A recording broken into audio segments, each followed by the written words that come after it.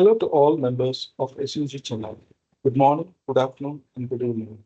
I welcome you all to the webinar on Components Builder in Excel Cloud with our esteemed guest speakers, Varalakshmi, Cyber Technology MVP, and Debtanu, Associate Tech Lead at Horizontal Digital.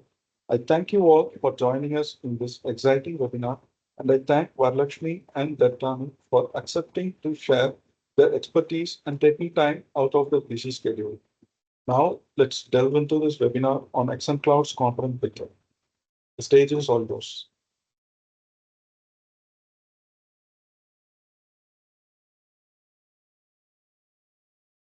Thank you.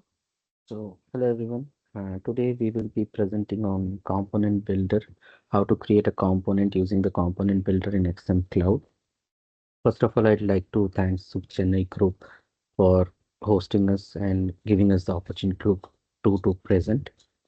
And secondly, I would like to thank Horizontal Digital to provide us with all the resources so that we can go ahead and present this to you. With that, with that said, next slide.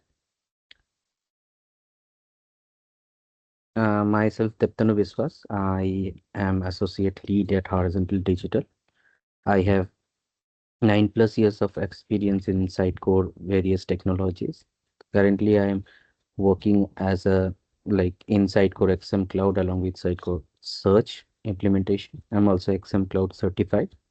I blog at debtanubiswasblog.wordpress.com. You can check my blogs there, and you can reach out to me in LinkedIn in the below mentioned handle. Thank you.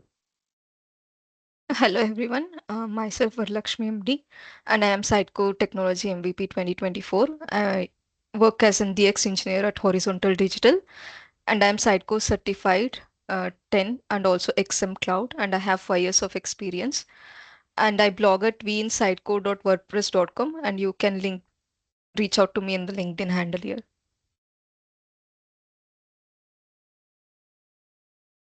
So let's see the agenda of the day. So we will discuss about what is component builder and we have 3 example. So how to build a static component and how to build a dynamic component using a data source component. We will show how to create a data source from the content editor and also use the data source to map the field in the components. And the third example is using an external endpoint to map the data to the component. We will be using the GraphQL here and we will have a Q&A session. Let's see what is component builder. In the XM Cloud, we have a component builder. It is a tool and it creates us and it helps us to create, modify the component in the XM Cloud site. And you can use it for building the component, like you can create a new component from the scratch or modify the existing ones. And also add in visual elements, like you can position the content and other elements on the component canvas. I will show how it will look like in the demo. And configuring elements, you can apply the style rules and also define layout and also map the dynamic content and create a responsive component like for different like rendering in the different screen and also store the component, organize the components in the collection in the component library, and also you can share the components that has been built, like you will be having a library and you can share with the coworkers. And then after building the component, you can stage the component and publish the component and make the component available in the page builder on the live website. So let's see like how we can go to the component builder. First, we have to log into the portal.sitecorecloud.io and select the environment and open the page builder. And you can click on the component and open the components as shown in the screenshot. Like you can click on the components and open the component, or directly you can navigate to the components.sitecorecloud.io portal. So after going for the components, you can add the site collection and add a component. And after creating a component, you have to give the name of the component, description, and also you can select which collection it belongs to. And then you have to click on the create a component and add an element according to your design. And here you can add an H1 or H2 according to your design, and also paragraph and also CTA button. if required, or an image field, you can directly drag and drop here. So let's jump to the demo part. So I have logged into my portal and I will click on the page builder. So from page builder, so this is the page builder. I will open the component and here the component page will open. So to add a collection, I will give the collection name SUG test and I will save. So my collection is added. So let's add a component. Let me refresh.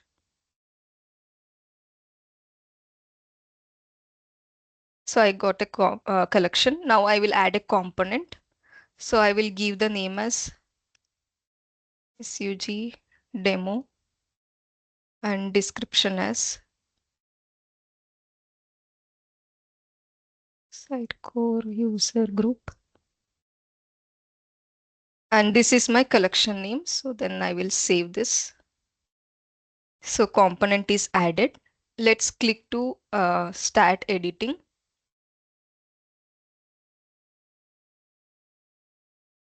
So here I can see the canvas, and if I want to add an element, I can click on add an element and pick an H2, and I just need to drag.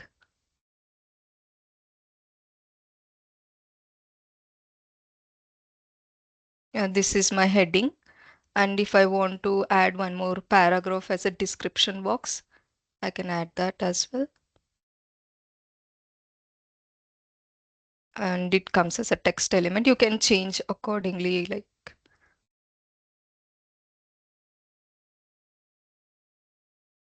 then if I want to add one more CTA button,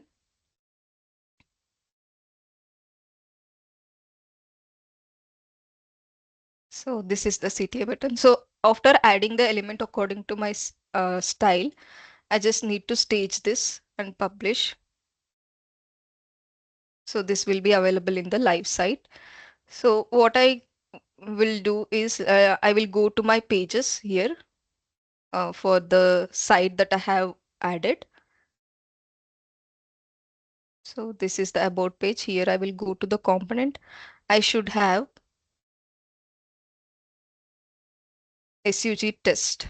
This is the one that we have created just now. So what I can do, I can drag and drop this element. See, now I can get the static component.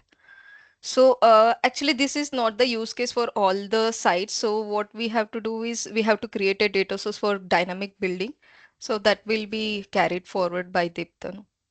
Over to you, Debtanu. Yeah. Thanks, Varalakshmi.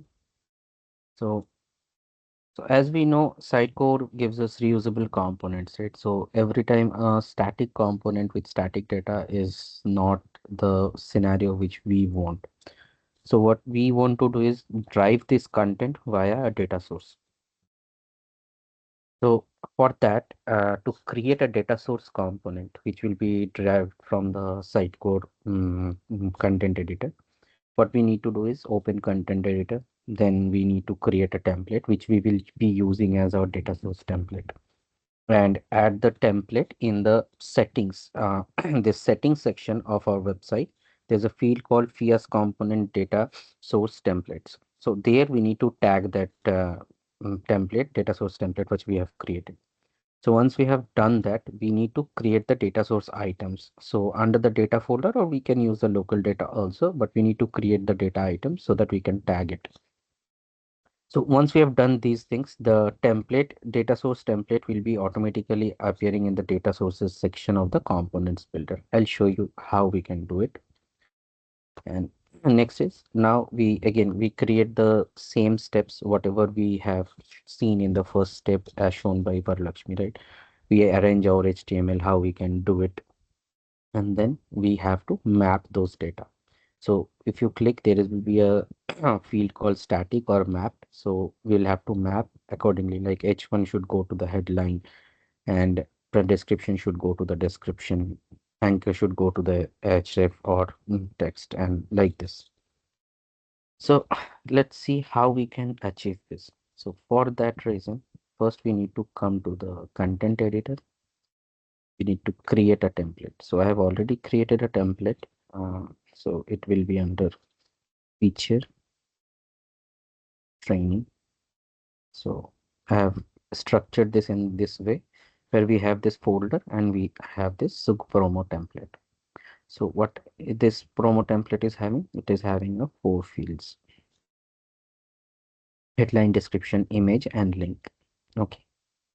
So once we have done this, what we need to do is go to our site session and create a temp data source item. So I have created a data source item where I have filled in this thing.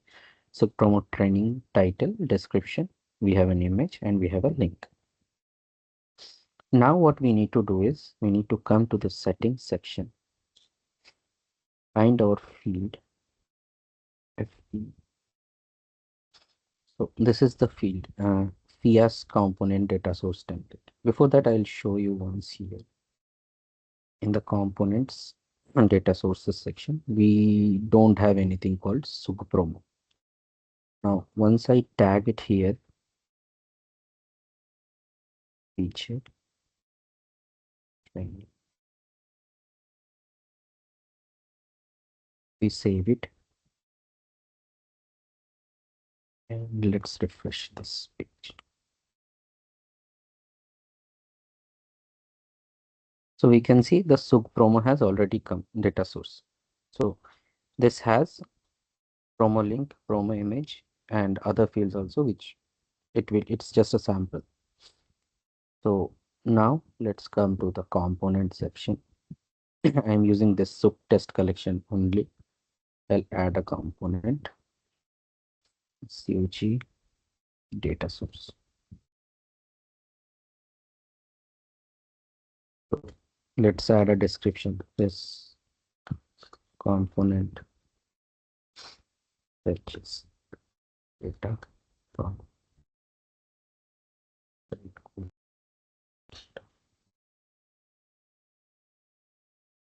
in this collection. I'll save it. Now we follow the same steps as shown by Varalakshmi in the previous. We come to this canvas. We add an element. I'll select a card element for this one. And let's add one heading here. Okay. And another element. Let's add a paragraph for the description and a button for the link. Also, I need to add an element for image. So I'll cover this as image like this. Now what we need to do is we need to map this field. So to map this field, first this text is there, content heading 1. I'll go here, I'll select the mapped section. I'll find out my data source. I'll click on next and I'll use the headline. Similar way, I'll create a text element here. I'll map it to the description section. Here, the link will be mapped to the href part. You can see it is automatically taking whichever is accessible for it. So I'll tag the href section. I'll say complete. And the text also I can make it as mapped and I'll take the link text. And in the image section, same way I'll map it. The SRC. So let's stage it here. Publish. Now let's come to our website.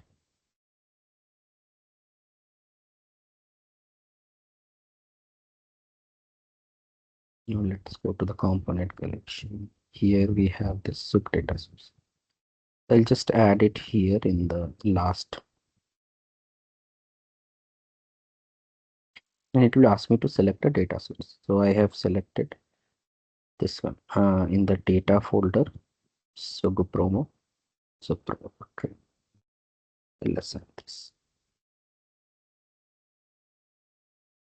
So now you can see our data has come.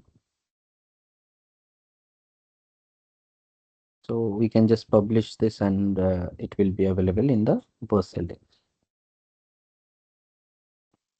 So next part is we can also fetch data from external sources, external endpoints also. So for now, we will use GraphQL as an example. We can use external JSON endpoints. We can use external, like we can directly feed the JSON to them. We can use an API JSON to feed the data. So how we can create that? So for that, we need to same way, whatever we have done, we just need to go to the data source section where I showed the SUG promo as a data source.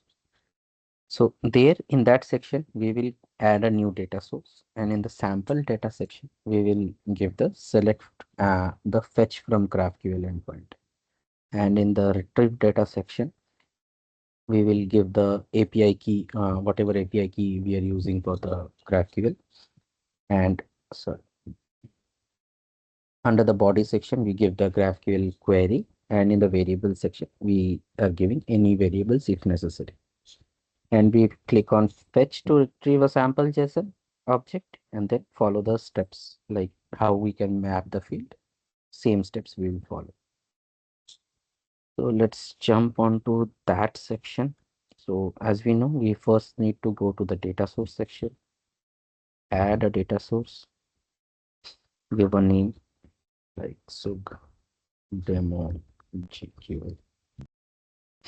This data source uses GraphQL endpoints. So here we need to select the fetch from GraphQL, and we need to give the GraphQL endpoints where generally we give the edge GraphQL endpoints here.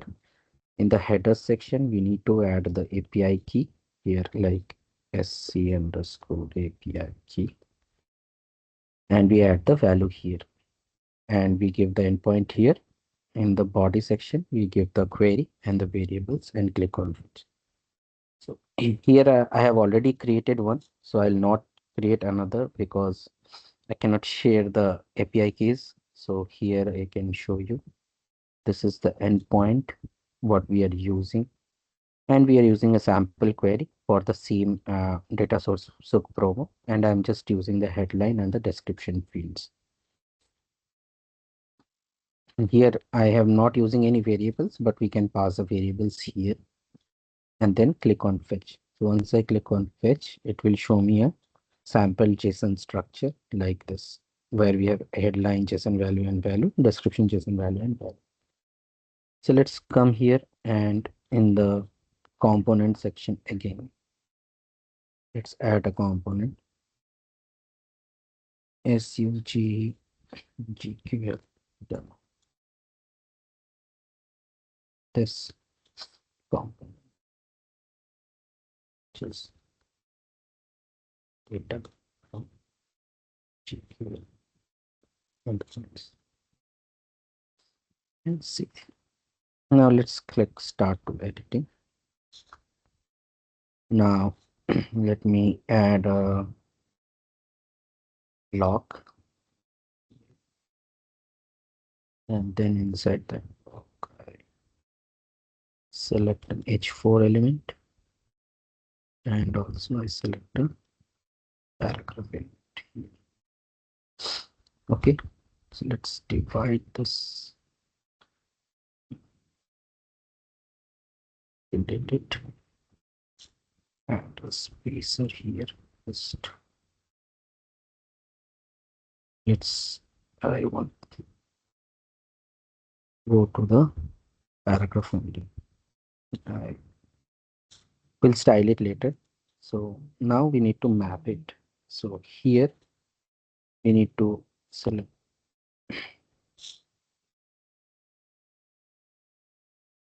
here. And here we need to select the text. We select the map. We uses this as the data source where we can see custom endpoint. Next, and we have this headline and description. So I've taken the headline. So it has mapped the headline. And next we want to select the data source of paragraph, text element, L mapped, code description.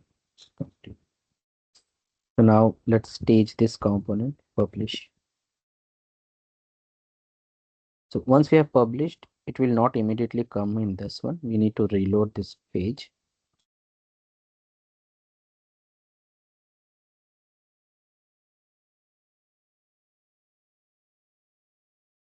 Go to the component section. And we have this G